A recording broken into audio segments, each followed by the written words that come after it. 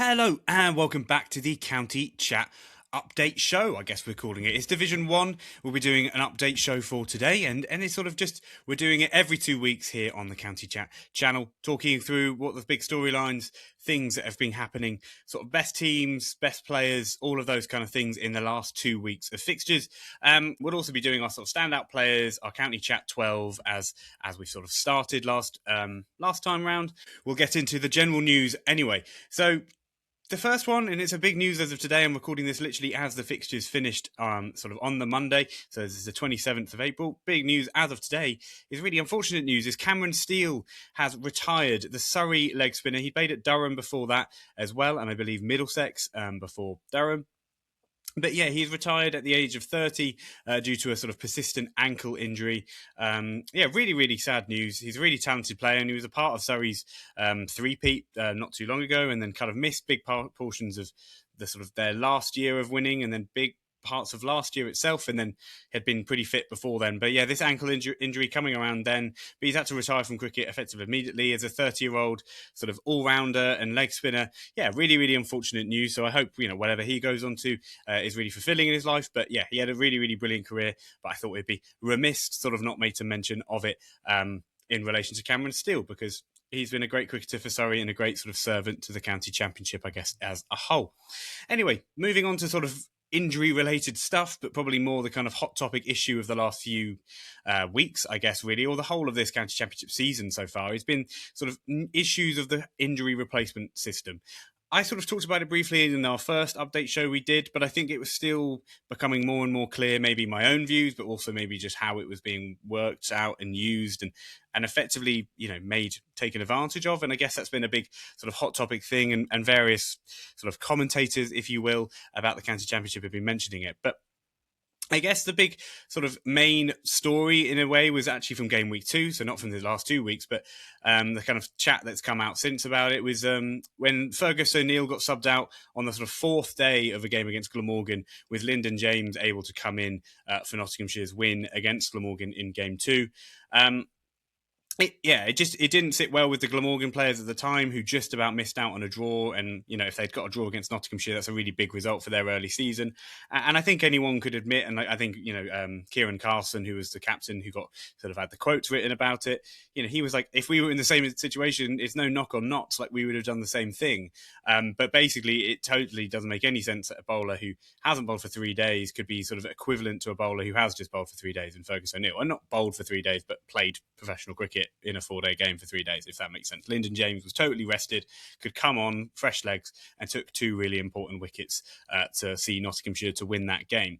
So I think it's a bit of a that's a kind of a good illustrative example maybe of what has been a sort of general purveying wisdom, that it's kind of basically too many subs are happening.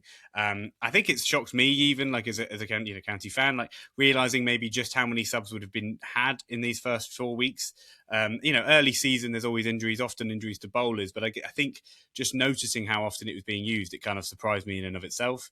But yeah, this O'Neill and Lyndon James example, I guess, because it kind of clearly led to a winning scenario versus maybe a draw scenario for Glamorgan and Nottinghamshire respectively, I think it's quite an interesting a case study in a sense. And some quotes have been coming out, and I think I wish I'd been a bit more on it when this was first happening before the season. I think was quite wrapped up in doing each team's preview that I kind of didn't really notice this as such a big storyline, because it really is. But the kind of the what was said ahead of the season by the ECB head of cricket operations, Alan Fordham, is quite the quote is, if teams are going to start pushing at the edges of the regulation, then it risks the chance we'll have to backpedal. Now, if that's being said of a sort of policy decision you're making before the policy is even being played out, and he's like, imagine if that happened in government, like they said this policy is coming out, but before it even come out and they'd seen what had happened, they're going, yeah, if people kind of take advantage of this, we might have to have another look at it. And it's like, that's what they did beforehand. So I don't want to say the phrase doomed to fail sort of springs to mind, but I guess it kind of does. I guess I do want to say that phrase because it does spring to mind. But it's like, if you're saying that as the people putting it in place beforehand, sort of basically realizing there are kind of holes in the system, it's pretty clear that it's not been run enough through enough checks, maybe run enough, simulations or whatever needs to happen to make sure it works properly. Because, lots of people quite rightly have just been saying it looks absolutely ridiculous. It seems absolutely ridiculous. The amount of substitutes don't make sense. I think Mark Butcher, talking on the Wisdom Cricket podcast, did some quite big quotes. I think I've written a few down. Is that, he said, I understand it's an experiment, but I'm not a fan of it at all. It's just nonsense, absolute nonsense. So probably a pretty big headline news there. But then he went, if you had to do it, then for me, the only supportable way of doing it is that you name 12 at the start of the game, and no matter who gets injured or needs to be substituted, the 12th man replaces them. So, yeah, I think I can understand someone like Mark Butcher's approach, an ex-pro, someone who's a great talker and thinker of our game, I think, in England and Wisden Cricket. He's often on their podcast, or he is just on their podcast, full stop. And I really do respect his opinion, and I really get it. But I think there is probably ground for maybe somewhere in between, because I think it can be really easily exploited, and I don't think anyone can doubt that.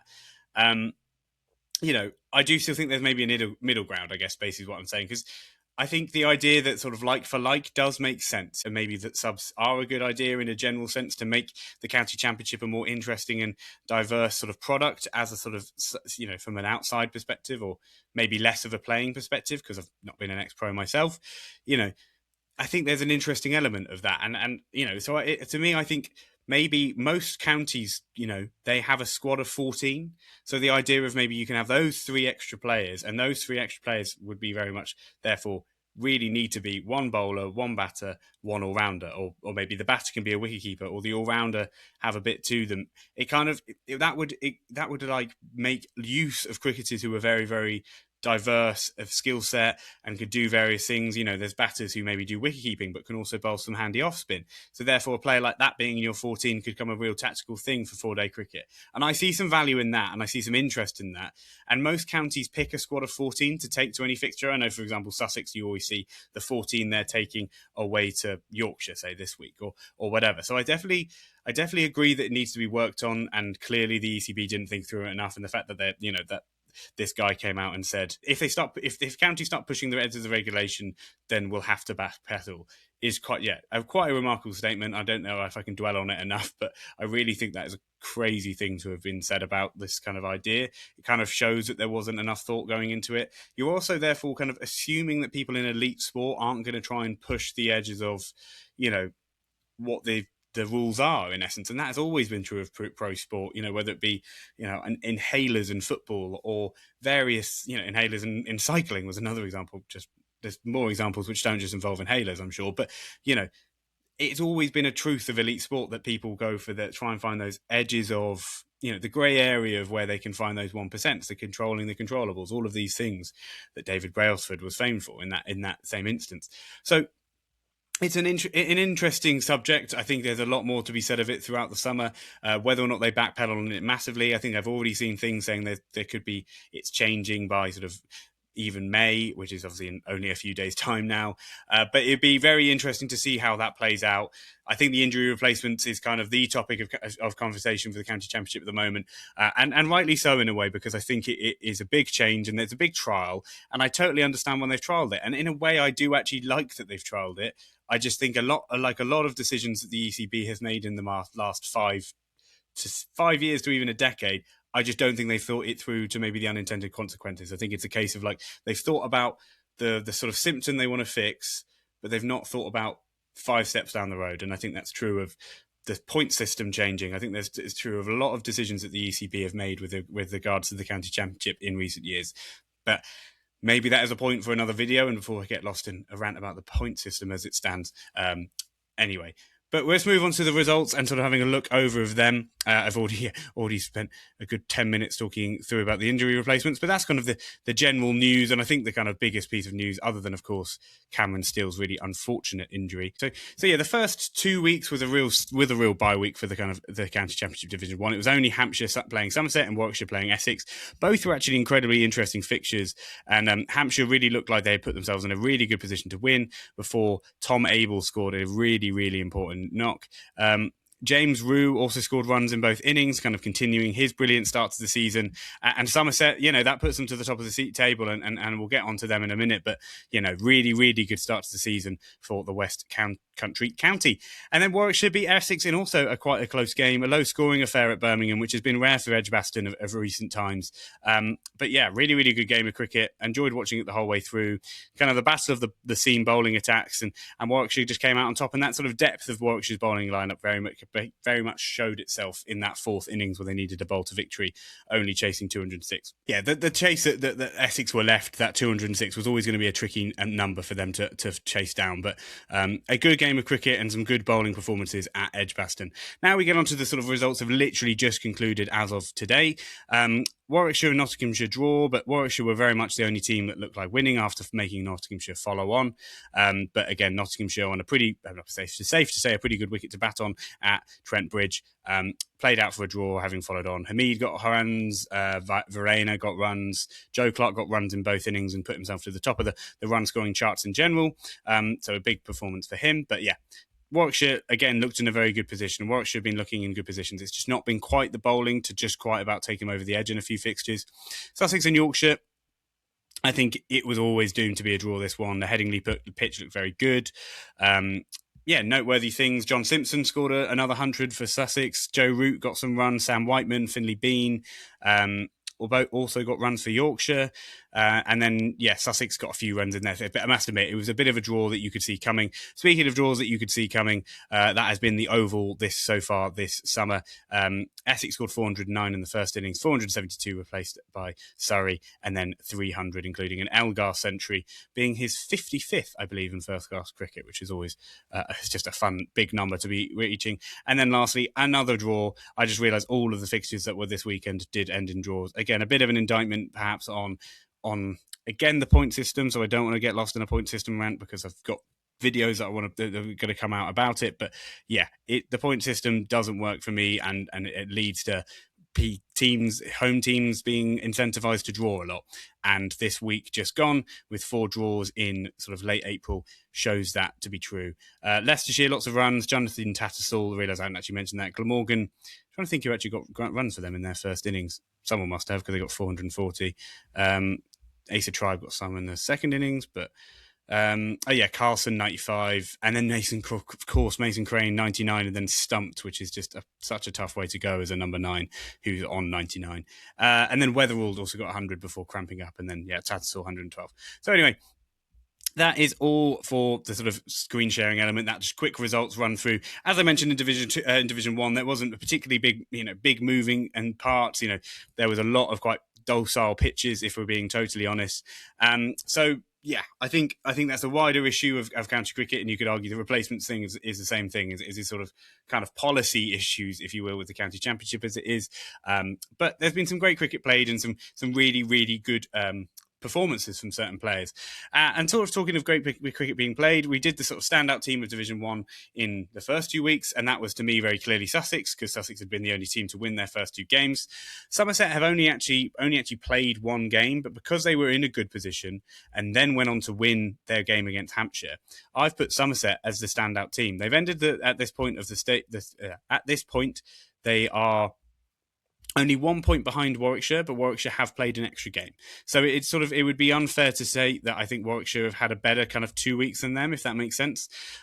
Somerset had beaten Essex away at Chelmsford, and I didn't give them enough credit probably in the first sort of one of these roundups, and then their massive win away again at Hampshire at the Ageas Bowl was a huge performance for Somerset. As I mentioned earlier, a sort of match winning 100 from Tom Abel in that second innings, and James Rue getting hundreds in both digs. So yeah, Somerset to me, they've had a lot of nearly years over their course of their history, a team that has shockingly never won a county championship. And they've started the year as well as you could do. I mean, I would argue Somerset have looked absolutely brilliant, and sort of long may it continue for them.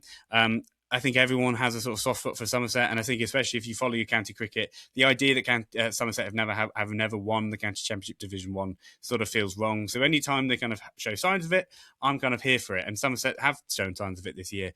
Long may it continue, I guess. They'll be hoping, in a sense, I think, for James Rue not to be picked up for the England team, because I think he's become a bit of the hot topic issue for Somerset, if you will. Anyway, Somerset, that is a standout team for Division 1. Now we're going to go into the sort of standout players for Division 1 in the last 2 weeks. For the batter, I think, to be honest, it was quite a difficult one to go past. And again, he had a very good first 2 weeks and sort of supplemented it with a very good performance in the game that has just finished, because he didn't play in both fixtures. But I've gone for Joe Clark. Joe Clark got 90, let me see, so I did get 94 and 82 in their sort of draw against Warwickshire. That 92 in that first innings where the team followed on, so quite an important 92. Yeah, very good batter, Joe Clark. He's incredibly talented. He averages near enough 40 in first-class cricket over quite a long career. He's had some problems in his career in general, so, yeah, good for him in a sense. I think you could go for someone who scored more runs in that 2 week period. So say for Warwickshire, maybe an Ed Barnard. I guess he's more of an all rounder. But I think just for the importance of his performance in that Nottinghamshire team, and also the fact that he is now kind of gone past Jamie Smith for scoring the most runs so far this season, Joe Clark sort of deserves maybe a shout out there for the sort of batter in that scenario. I've left this decision for the all-rounder just to this point, and the fact that I've just said his name when it came to batters and I know how many overs he bowls for Warwickshire, I'm actually going to go for Ed Barnard. He scored in a really, really important 165 in to sort of set up Warwickshire for a position to beat Nottinghamshire. And we all kind of know how good Nottinghamshire's bowling lineup is, and he also captained and was a big part of the victory against Essex the week before, and a sort of a draw against Nottinghamshire, but again a draw where you're kind of the only team who looks in sort of in control, for lack of a better word. So I think Ed Barnard, I'm going to go for the all-rounder. The other all-rounder who was weighing up the whole way until the moment I literally said it there is Tom Price. Tom has had a brilliant start to the year for Sussex. He just bowls much less overs than Ed Barnard, and he's actually probably got the same amount of wickets. I think they've both got 5 from memory, but Ed Barnard is a sort of bigger part of their batting lineup and is also the captain of Warwickshire.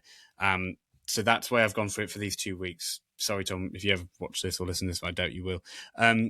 Mason Crane, I also wanted to make a little shout out to him because even though he's never going to be an all-rounder and never has been an all-rounder, his batting has just been very, very good. I mentioned his stumping earlier on 99, which is really, really tough. Tough way to go when you've never been at 99 as a first-class cricketer before. But yeah, Mason Crane, just a shout out to your batting abilities. You're never going to win the standout player for being an all-rounder, but just because he had a pretty good start to the year with the ball and then has scored some runs in the last 2 weeks, I thought I'd just make a shout out to him there.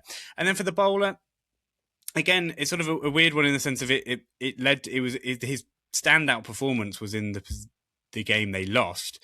But the standout bowler for me is Sam Cook. He took 2 for 38 against Warwickshire in the first innings, and then took 5 for 58 in the second innings against Warwickshire, en route to a loss. So, he was captain in the game as well, I'm pretty sure. But it was just sort of a real strong performance, a real sturdy performance from Sam Cook, and proving his quality. I think his ball to get Bo Webster out was a real sort of highlight of the whole game. And if you haven't seen it at the time, Bo Webster's on 91, swings one through the gate, but takes out his middle stump. It was absolutely beautiful. But yeah, unfortunately for Sam Cook, it wasn't a losing effort. But I don't think it should mean he gets any less sort of credits and plaudits for how well he's bowled in the last few weeks. And I think he just took a couple wickets maybe against Surrey at the Oval, but Surrey's pitch has been quite flat generally, so I think we can take it a pinch of salt. But he's been bowling a lot of overs, bowling with a lot of confidence, and it's been nice to see in essence for him.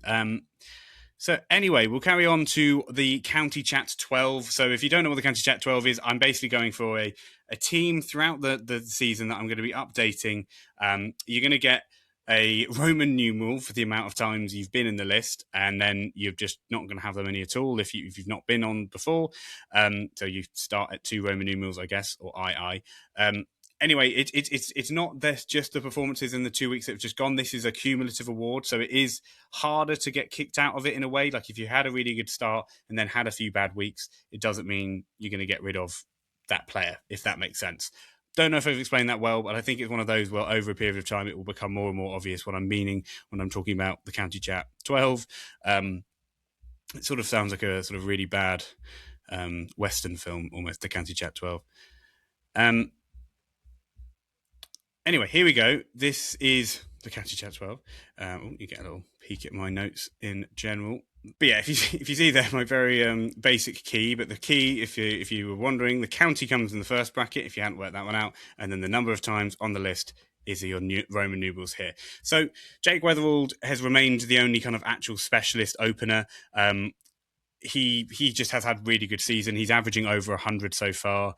I'm sure lots of Aussies are looking at it as like brilliant practice for him for the next Ashes tour. I assure you, English cricket fans also not being lost on them, the amount of Aussies who are playing over in the County Championship this season and doing well.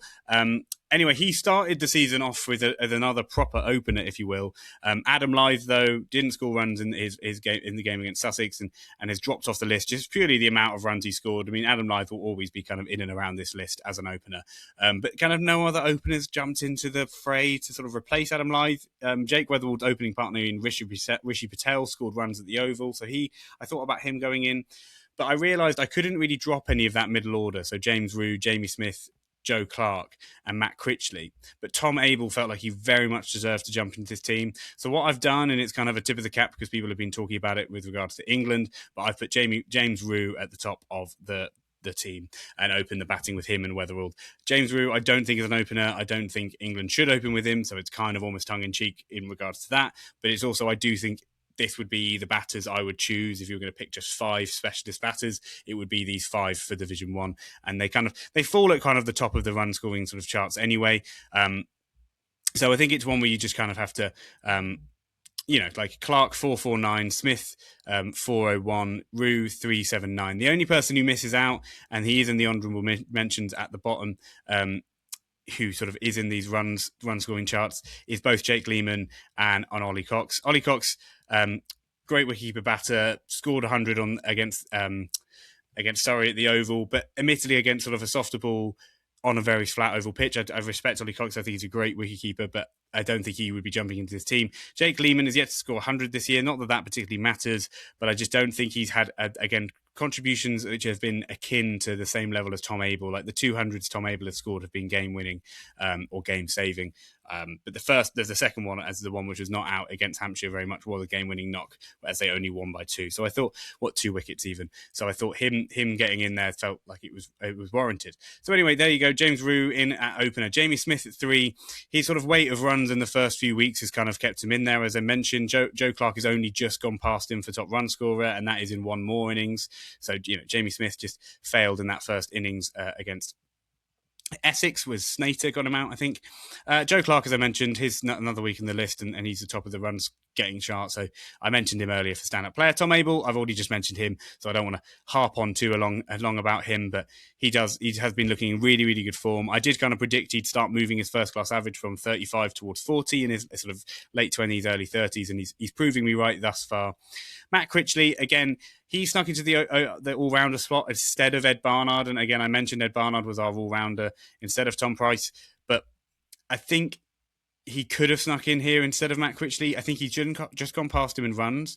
The thing is Matt Critchley, that fifer in that first in the first game has just meant he's stayed on 8 wickets, averaging 16.5 as a bowler.